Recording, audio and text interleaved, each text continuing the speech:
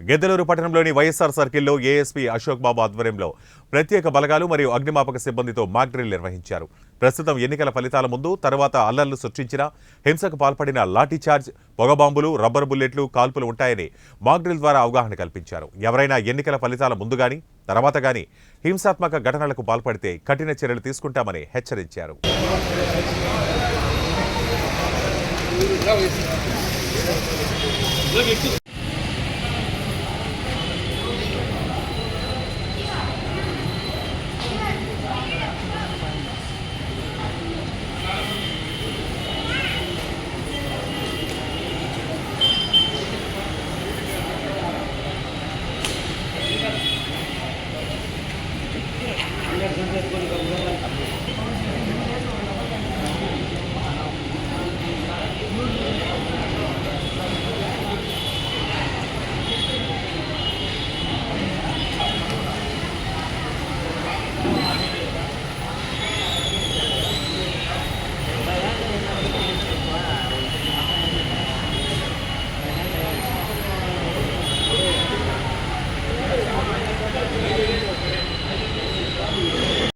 పేర్లు కొన్ని రాస్తారు, టాలీవుడ్లో కమ్మలు ఏమి ఉండేవి.